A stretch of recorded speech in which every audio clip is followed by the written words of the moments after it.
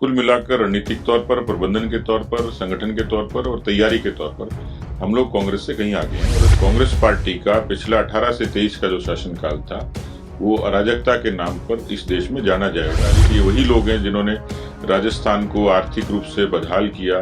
कांग्रेस दावा करने में तो माहिर है, लेकिन उनके दावे निर्मूल हो जाते हैं और दावों का फैसला जनता करती है। राजस्थान में कांग्रेस की हकीकत पिछले 5 वर्षों के शासनकाल में ठीक से देखी है और इसलिए उपचुनाव में कांग्रेस को कहीं से किसी तरीके से जनता की तरफ से समर्थन दिखता नहीं है और स्वाभाविक तौर पर कुछ कारक होते हैं जिनके आधार पर चुनाव लड़ा जाता है।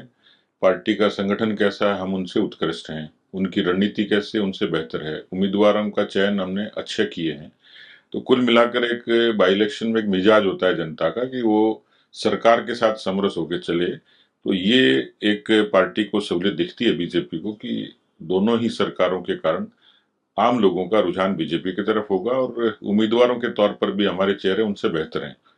कुल मिलाकर रणनीतिक तौर पर, प्रबंधन के तौर पर, संगठन के तौर पर और तैयारी के तौर पर हम लोग कांग्रेस से कहीं आगे हैं और यही इंडिकेट करता है कि इस उपचुनाव की अधिकांश सीटें हम लोग जीतेंगे। पूर्व मुख्यमंत्री बार-बार ये दावा कर रहे हैं कि जो सरकार है, सरकार को बने हुए 10 महीने हो चुके हैं और अब जनता को जो है पूर्व सरकार के काम याद आने लगते हैं। इस सरकार ने कुछ भी नहीं करा। नहीं, याद आ रहे हैं ना हमारे को, पेपर लीक याद आ रहा है, कानून व्यवस्था याद आ रही है, करप्शन याद आ रहा है।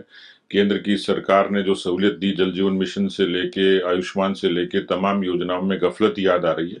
तो याद तो रहेंगे वो, बल्कि उन्होंने तो ऐसा लैंडमार्क पेश कर दिया कि हमेशा ही याद रहेंगे कि राजस्थान में कांग्रेस पार्टी का पिछला 18 से 23 का जो शासनकाल था, वो अराजकता के नाम पर इस देश में जाना जाएगा और इसलिए स्वाभाविक तौर पर लोग अच्छा है वो याद दिला रहे हैं।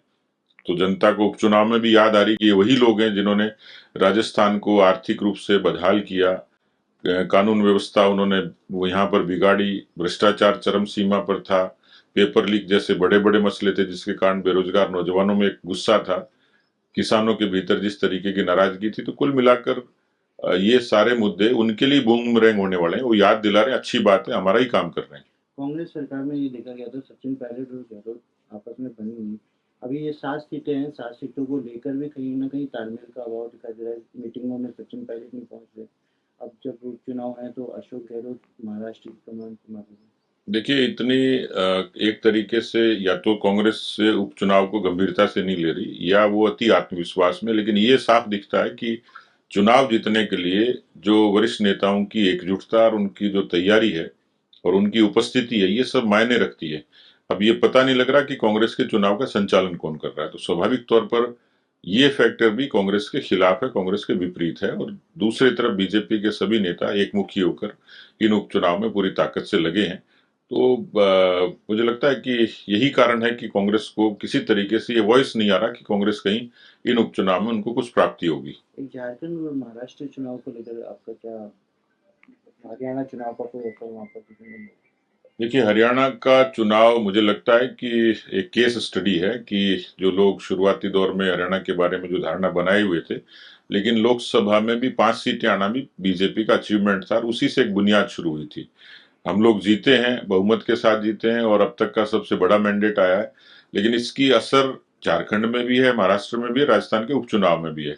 तो निश्चित रूप से जो रणनीति अख्तियार की थी उसका जो हम लोग महाराष्ट्र और झारखंड में भी पार्टी ने उस रणनीति को भी वहां अख्तियार किया है। तो स्वाभाविक तौर पर हरियाणा की जीत का भी असर होगा और एक अच्छी रणनीति से हम लोग चुनाव लड़ रहे हैं। तो झारखंड, महाराष्ट्र में भी हम लोगों के लिए संभावना है।